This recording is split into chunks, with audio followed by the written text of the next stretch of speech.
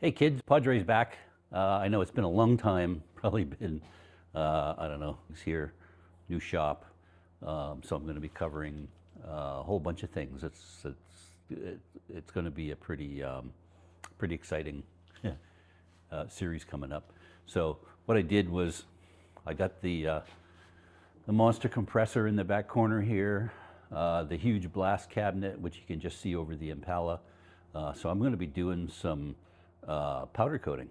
So, I also built a powder coating cabinet, which you see right here behind me.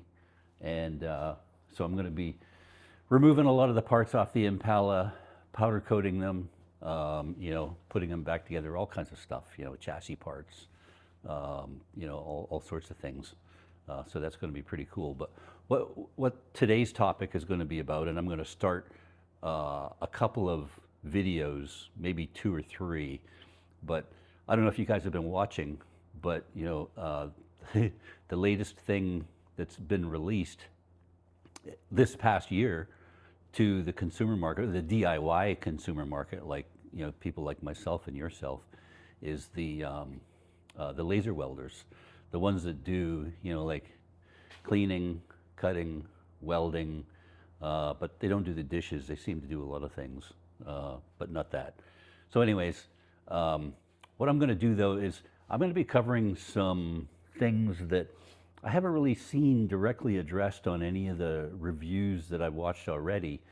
Some of the things are a little more specific to, say, the garage guy like me, like the guy who's going to replace, body panels, and some of the things that we deal with when we do that is, of course, warp, right? Fitment and warp. So what I'm going to do is one of the tedious things about welding panels, especially if you've got a long weld, is that you gotta dance around from stitch to stitch, and work your way through it to make each one of the stitch welds longer and stronger, and then grind it all off, and you even have to be careful with grinding. But what I want to do is I want to see what's going to happen when I do one long continuous weld on a relatively smooth panel, and let's see what happens with the warp.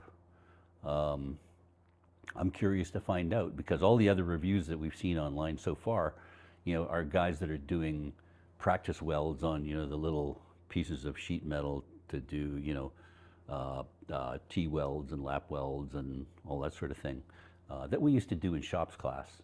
So I don't know how applicable that is to what I want to do with it.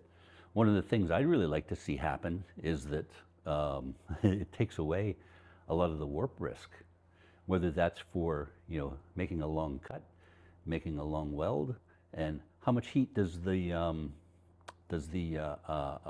cleaning process create?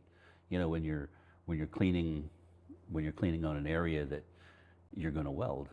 So that, and there's some other things that they've touched on, like the risks involved in using a laser welder. They've touched on them, but I think there's still some things that I haven't seen yet that I'm really curious about, and I know you probably are too. So over the next 2 or 3 videos, we're going to explore that and see what happens.